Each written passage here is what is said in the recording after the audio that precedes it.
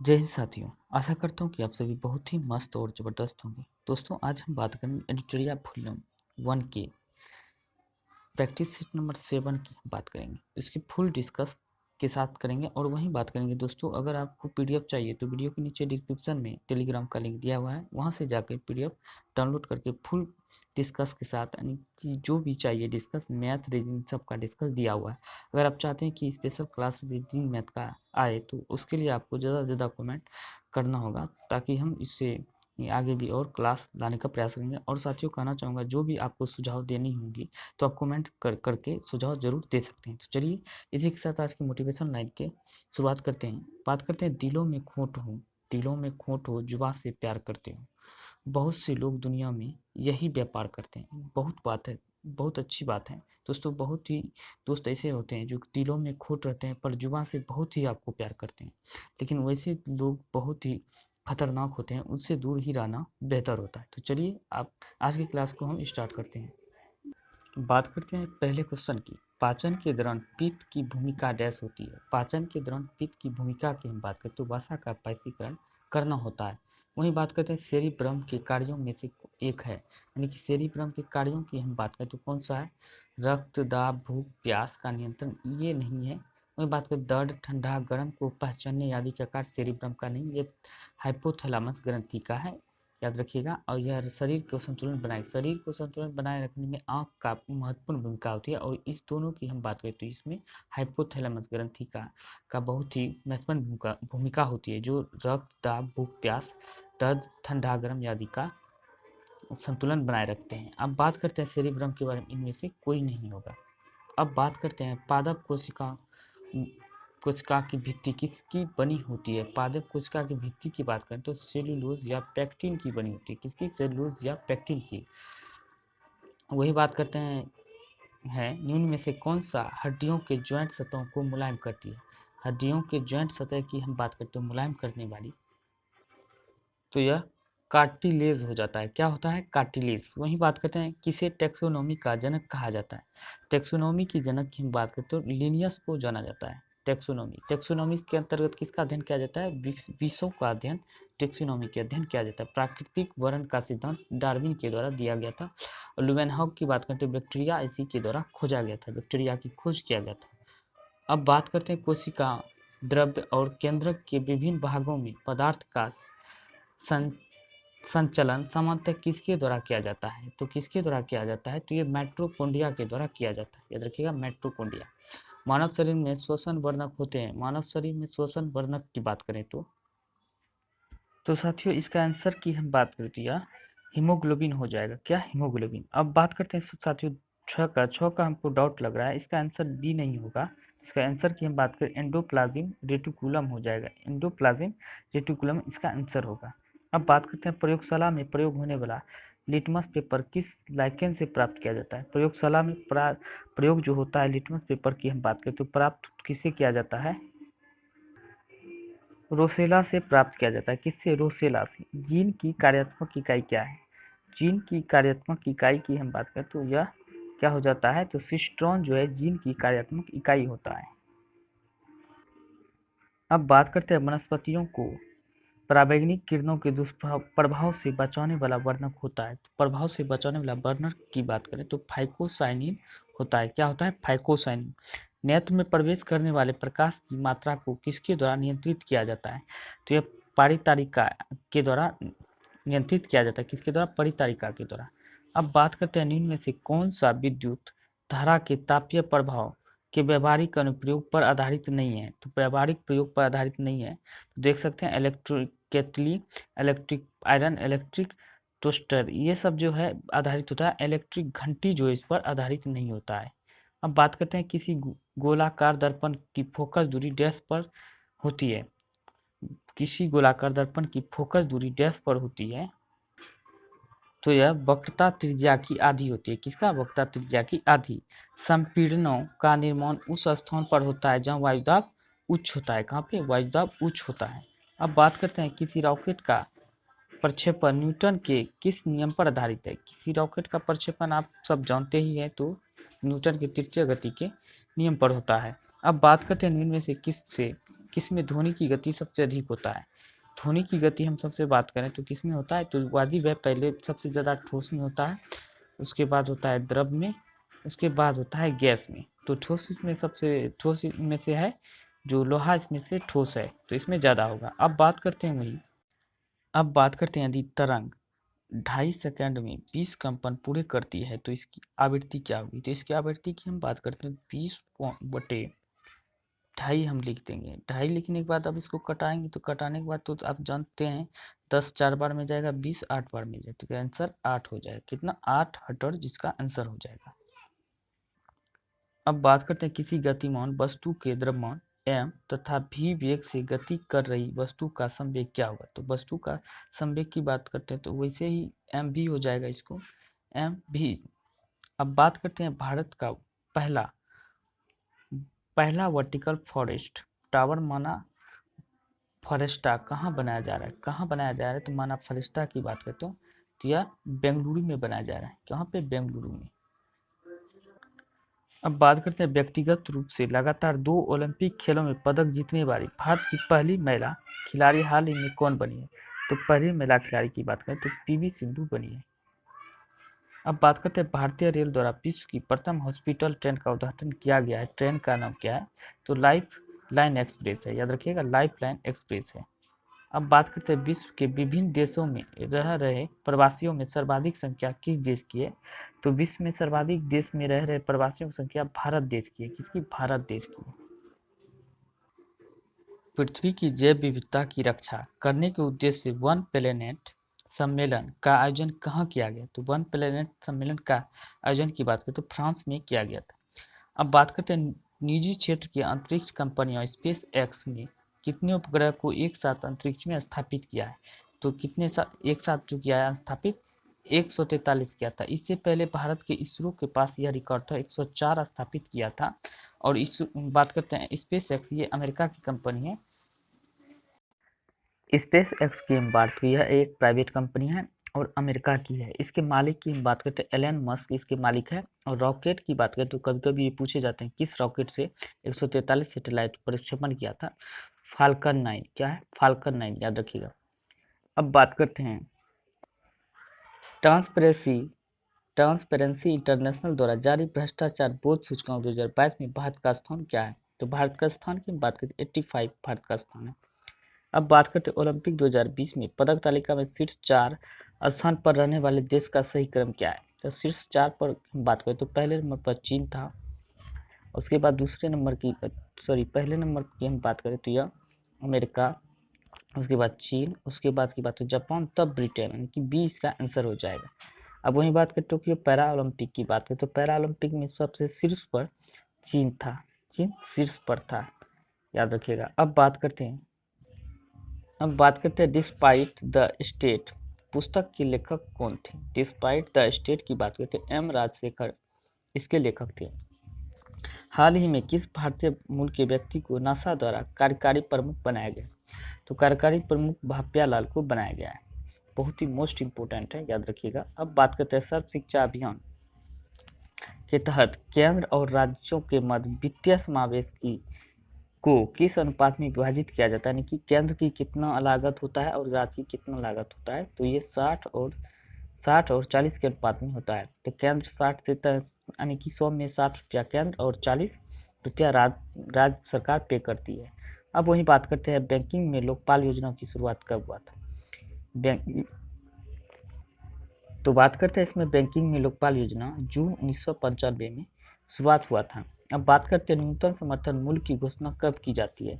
फसल के बुआई से पहले ही न्यूनतम समर्थन मूल्य की घोषणा की जाती है। अब बात करते हैं किसी अर्थव्यवस्था में क्षेत्रों की को सार्वजनिक और निजी में किस आधार पर वर्गीकृत किया जाता है? तो यह उद्यमों का स्वामित्व के आधार पर वर्गीकृत किया जाता है, उद्यमों को स्वामित्व के आधार पर। अब बात करते हैं फेबियन सोशलिज्म का नेतृत्व किसने किया था? तो जॉर्ज बर्नार्ड शॉ के द्वारा इसका नेतृत्व किया गया था। अहमदिया आंदोलन के संस्थापक निम्नलिखित में से कौन था? अहमदिया आंदोलन के संस्थापक की हम बात करें गुलाम अहमद इसके संस्थापक था। वही बात करते हैं सूची 1 को 2 में मिलान करना है। सूची 1 को 2 में मिलान करना है तो इसको मिलान करते हैं। तो बात करते हैं बेलेजली, लॉर्ड बेलेजली की हम बात की तो यह आ जाएगा किसमें, शिशु हत्या पर प्रतिबंध। अब वही बात करते हैं लॉर्ड कैनिंग की तो यह हो जाएगा विधवा विवाह की अनुमति। और उसके बाद बात करते हैं कि नॉर्थब्रुक की तो यह आ जाएगा अंतर्जातीय विवाह से। और बात करते हैं लैंसडाउन की तो लैंसडाउन हो जाएगा लड़कियों की विवाह की आयु 12 वर्ष निर्धारित किया गया था। तो इसका आंसर की बात करते हैं डी इसका आंसर हो जाएगा। अब बात करते हैं कांग्रेस के किस अधिवेशन में पहली बार स्वराज शब्द का प्रयोग किया गया था। तो लाहौर अधिवेशन में पहली बार जो है स्वराज शब्द का प्रयोग किया गया था 1906 में। कब, 1906 में। अब बात करें स्वामी विवेकानंद को, विवेकानंद की उपाधि निम्नलिखित में से किसने दिया था। तो महाराजा खितरी के द्वारा इसकी उपाधि स्वामी विवेकानंद को दिया गया था। अब बात करते हैं विजयनगर के राजा कृष्णदेव राय को गोलकुंडा का युद्ध किस राजा के साथ लड़ना पड़ा। किस राजा के साथ लड़ना पड़ा था, या कुली कुतुब शाह के साथ इसको लड़ना पड़ा था। अब बात करते हैं स्वप्न वास्तता के लेखक निम्नलिखित में से कौन था। स्वप्न वास्तता के लेखक भास था। कौन, भास। अब बात करते हैं पहली बार किसी के सती होने का प्रमाण किस अभिलेख में मिलता है। तो एरन अभिलेख में मिलता है, भानुगुप्त के एरन अभिलेख में। अब बात करते हैं काकतीय वंश के का संस्थापक कौन था। काकतीय वंश के संस्थापक की बात करते हैं बीटा प्रथम काकतीय वंश के संस्थापक थे। अब बात करते हैं निम्नलिखित में से कौन सा गलत है, निम्नलिखित में से कौन सा गलत है। पर्दा प्रथा में वेश्यावृत्ति सैंधव सभ्यता में प्रचलित था, बिल्कुल सही है। सैंधव वासी सूती एवं ऊनी वस्त्रों का प्रयोग करता था, सही है। सिंधु सभ्यता का प्रमुख फसल धान था, ये गलत है। जौ था, जौ और गेहूं की बात करते हैं। सिंधु सभ्यता की प्रमुख फसल था। लेखन कला की उचित प्रणाली विकसित करने वाली पहली सभ्यता सुमेरियन सभ्यता थी, बिल्कुल सही है। देखिए आंसर की बात करें इसका सी इसका आंसर हो जाएगा। अब बात करते हैं भारतीय उच्चायुक्त के पद पर किस अधिनियम से सृजन हुआ है। देखिए भारतीय उच्चायुक्त के पद का किस अधिनियम से सृजित किया गया, नहीं किस अधिनियम के द्वारा सृजित किया गया है। तो भारत सरकार अधिनियम 1919 के तहत यह सृजन किया गया है। केंद्र सरकार में उच्चतम नागरिक सेवा अधिकारी कौन होता है। केंद्र सरकार में उच्चतम यानी कि सबसे उच्च पद केंद्र सरकार में कौन होता है। तो मंत्रिमंडल सचिव होता है, सबसे उच्चतम पद। अब बात करते हैं पिछड़ी जाति आयोग के प्रथम सभापति कौन था। पिछड़ी जाति आयोग के प्रथम सभापति की हम बात करें तो काका साहब कालेकर था। अब बात करते हैं किस वर्ष रेगुलेटिंग एक्ट पारित किया गया था। 1773 ईस्वी में रेगुलेटिंग एक्ट पारित किया गया था। अब बात करते हैं राज्य सरकारों का संवैधानिक प्रमुख कौन होता है। राज्य सरकारों का संवैधानिक प्रमुख की बात करें तो राज्यपाल होता है। और वास्तविक प्रमुख राज्य सरकार का पूछे तो मुख्यमंत्री होता है। अगर वहीं पूछे कि भारत का संवैधानिक प्रमुख राष्ट्रपति होता है और भारत के वास्तविक प्रमुख की बात करें तो पीएम होता है, याद रखिएगा पीएम। अब बात करते हैं एक विकास खंड पर पंचायत समिति होती है। एक विकास खंड पर पंचायत समिति होती है तो एक परामर्शी समिति होती है। कैसी परामर्शी समिति होती है। किस संविधान संशोधन द्वारा गोवा एक राज्य का दर्जा प्राप्त किया, यानी गोवा को पूर्ण राज्य का दर्जा मिला है। तो 56वां संविधान संशोधन द्वारा गोवा को एक पूर्ण राज्य का दर्जा प्राप्त हुआ। सिंधु नदी तंत्र में शामिल नदियों का उत्तर से दक्षिण की ओर सही क्रम, उत्तर से दक्षिण की ओर की सही क्रम की बात करें तो सी इसका हो जाएगा, झेलम, चिनाब, रावी और सतलज। अब बात करते हैं लाल मृदा का रंग लाल होने का क्या कारण होता है। तो यह लोह पदार्थ की अधिकता के कारण जो लाल मृदा का रंग लाल होता है। अब बात करते हैं भारतीय मानक समय ग्रीनविच से कितना आगे या पीछे है। तो 5.5 घंटा जो है आगे चलता है। कितना, 5.5 घंटा आगे चलता है। अब बात करते हैं निम्नलिखित में से किस क्षेत्र में धरातलीय और भौम जल का उपयोग सर्वाधिक होता है। तो यह कृषि क्षेत्र में सर्वाधिक होता है। अब बात करते हैं निम्नलिखित में से भारत में स्थापित होने वाली पहली लौह उद्योग कंपनी कौन सी है। तो पहली लौह उद्योग कंपनी टाटा लौह इस्पात कंपनी है, याद रखिएगा टिस्को जिसको कहते हैं। भारत में सबसे बड़ा भाषाई समूह क्या है। भारत में सबसे बड़ा भाषाई समूह की बात करें तो भारतीय यूरोपीय है। क्या है, भारतीय यूरोपीय सबसे बड़ा भाषाई समूह है। अब बात करते हैं अपसादी सेलों के निम्नलिखित में से कौन सा कथन असत्य है। तो अपसादी सेलों के लिए की हम बात करते हैं, ये सभी के सभी सही है, एक क्रिस्टलीय एक तो है, ये गलत है क्योंकि ये सेल जल में निर्मित नहीं हो सकता, हो सकती है, तो ये गलत है। हो सकता है यानी कि होता है, ये गलत है। अब बात करते हैं भारत का सर्वाधिक पटसन उत्पादक राज्य है। पटसन उत्पादन में सर्वाधिक राज्य की बात करें, पश्चिम बंगाल, पौसे पटसन, पौसे पश्चिम बंगाल, इसे भी याद रख सकते हैं। अब बात करते हैं निम्नलिखित में तत्वों में से किसमें न्यूट्रॉन नहीं होता है। न्यूट्रॉन किसमें नहीं होता है, तो हाइड्रोजन में न्यूट्रॉन नहीं पाया जाता है। अब बात करते हैं कपड़े साफ करने में प्रयोग होने वाला डिटर्जेंट निम्नलिखित में से है। सल्फोनेट जो है कपड़े साफ करने वाला डिटर्जेंट है, याद रखिएगा, सल्फोनेट। अब बात करते हैं एक हाइड्रोकार्बन जिसमें कार्बन के 2 परमाणु द्विबंध द्वारा जुड़े हो सकता है, क्या कहलाता है, जुड़े हो क्या कहलाता है, तो एल्कीन कहलाते हैं। तो आप ध्यान से देख लीजिए, एक जो एल्केन होता है, एल्केन में एक बंध होता है और 2 बंध इसमें होता है, 2 बंध, एक बंध होता है एल्केन में। एल्काइन की बात करें त्रिबंध होता है, याद रखिएगा, एल्काइन में त्रिबंध होता है। साबुन ग्रीज को किस विधि से अलग करता है या हटाता है, तो पाइसीकरण विधि से साबुन या ग्रीज को हटाता है। अब बात करते हैं सिगरेट लाइटर में कौन सी गैस प्रयुक्त होता है, तो सिगरेट लाइटर में जो है ब्यूटेन गैस प्रयुक्त किया जाता है या होता है। अब बात करते हैं खाने का नमक निम्नलिखित में से किससे बना होता है। खाने का नमक की हम बात करें तो मजबूत अम्ल और मजबूत क्षार से बना होता है। किससे, मजबूत अम्ल मजबूत क्षार से। श्वेत प्रकाश को नली में कैसे पैदा करते हैं। श्वेत प्रकाश को जब हम नली में पैदा करते हैं तो तंतु को गर्म करके पैदा करते हैं। बात करते हैं केंद्रीय यांत्रिक इंजीनियरिंग अनुसंधान संस्थान कहाँ स्थित है, तो केंद्रीय यांत्रिक इंजीनियरिंग अनुसंधान संस्थान की बात करें दुर्गापुर में स्थित है। लाल बहादुर शास्त्री की समाधि स्थल की बात करें तो कहाँ है, तो लाल बहादुर शास्त्री की समाधि स्थल की बात करें तो बिजिया घाट है। अभय घाट की बात करते मोरारजी देसाई। नयन घाट की बात महाप्रयाण घाट की बात करें नयन घाट।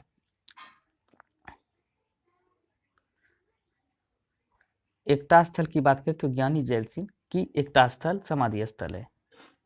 अब वही बात करते हैं नारायण घाट, तो नारायण घाट नौ से नंदा यानी कि गुलजारी लाल नंदा, याद रखिएगा, बहुत ही मस्त ट्रिक है याद करने का। अब बात करते हैं विश्व टेलीविजन दिवस कब मनाया जाता है। विश्व टेलीविजन दिवस की हम बात करें तो कब मनाया जाता है, तो यह 21 नवंबर को विश्व टेलीविजन दिवस के रूप में मनाया जाता है। ज्ञानपीठ पुरस्कार पाने वाली प्रथम भारतीय महिला कौन है, तो प्रथम भारतीय महिला की बात करते हैं आशापूर्णा देवी है।